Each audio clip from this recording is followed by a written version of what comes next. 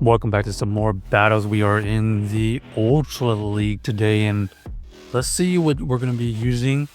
We're trying out the Feraligatr paired with the Giratina and the Weezing. So a little bit of a mix up in the back. Against this Primeape here, we are just going to tank the first move. We fire off this Hydro, and we know they survive if it's built pretty bulky, and our opponent here does elect to shield, so this next Hydro will threaten KO, and they decide to catch it onto their Guzzler. So nice catch by them. We go into our Weezing. This Weezing is able to fight back with double super effective Fairy Winds going through, plus the Sludge. Our opponent does not have Sludge Bomb, and they are gonna have to face our Weezing with some energy, and they bring in their Skeledirge. Skeledirge still does not appreciate these brutal swings, and it looks like we are close to 2 more brutal swings if they don't throw the move, and they allow us to get to a 3rd brutal swing here. This will not KO, but it gets them low enough that we can just farm down with our Feraligatr if we want, or we can just one shield with our Giratina. We elect to go into our Feraligatr and then catch a move onto our Giratina.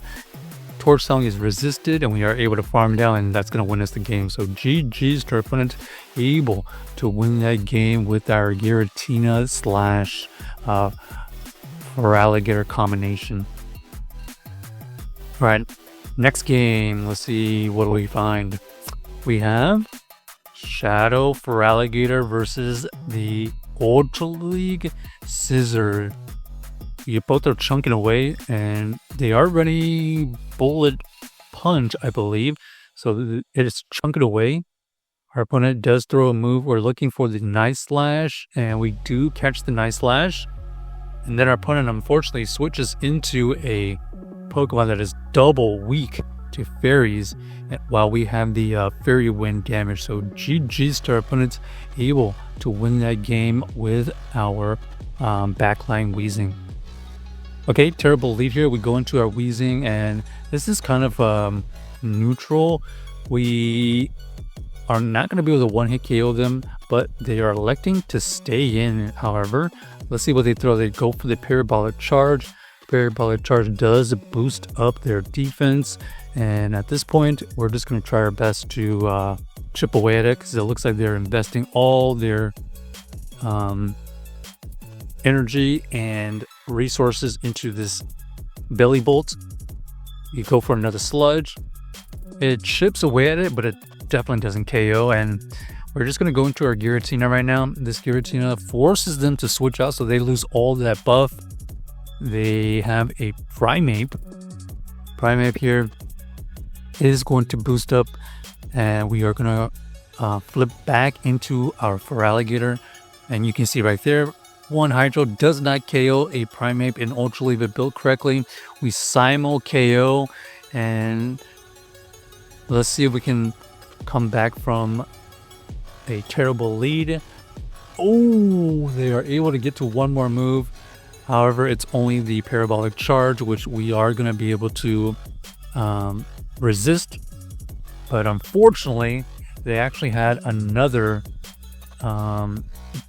fast move Dark User, and it is chunking away at our Giratina. Unfortunately, we're not running Ancient Power, so this is going to have no chance to take down that Galarian Moltres. So GG's to our opponents, unable to come back from that situation.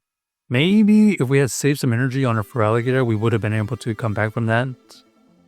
Alright, Shadow Feraligatr, now looking forward to the Belly Bolt again. We go into the Weezing, and they actually swap out. They are going to use their Lapras. This Lapras is going to be able to deal a lot of super effective fast move damage, decent charge move damage, but we know we can tank one, and then we're just going to try to get this low enough or potentially get a KO. So let's see what happens here. Ooh, unable to get to another move. They get the farm down. However, this The Lapras, does it have the Skull Bash? It does. But we do survive it, which is good. And now we're going to have Giratina versus the Belly Bolt here. Belly Bolt is going to be chunking away with their fast move pressure. They did boost up their defense, so they're going to be able to tank that Dragon Claw easily. We're just going to let this go because we know we resisted. And the biggest thing now is, can we get this low enough that we can, I don't know, potentially farm with our Feraligatr? Looks like we have to invest a shield here. Our opponent is going to obviously stay in for now. We fire off another Dragon Claw. This Dragon Claw does get a shield. Ooh. And we get farmed down. So let's see if we can win this game with this Feraligatr. We go for this Hydro. And they actually shield. So we are just going to let this go because we have no chance in beating their backline with our Feraligatr kind of running out of health and basically no energy. Okay, for our last battle, we are going to switch out the Giratina for a little bit more bulkier dragon. We're just going to use the Gust Lord. All right, next we have Feraligatr versus the Swampert. They swap into their Belly Bolt, and this is where the Gust Lord is going to come in handy. Resisting all of the charge moves and the fast moves is what we're looking for. Able to be tanky as well. So it's a great answer to the Belly Bolt. The Belly Bolt, even if they want to shield through this, we still should be okay. Two Parabolic Charge is going to boost up their defense, and they are easily going to survive that Dragon Claw. We get to another Dragon Claw. This will KO or grab a shield, and they decide to let it go. And now we have Feraligatr onto their Typhlosion. This Typhlosion is going to be able to fire off this Thunder Punch. We have to respect it. We have a good amount of energy. We're going to get the shield back here, or it's going to get the KO. And it looks like they allow us to get to another Hydro. This will get the shields down. And now we just got to make sure we throw on good timing because they still have that Swampert.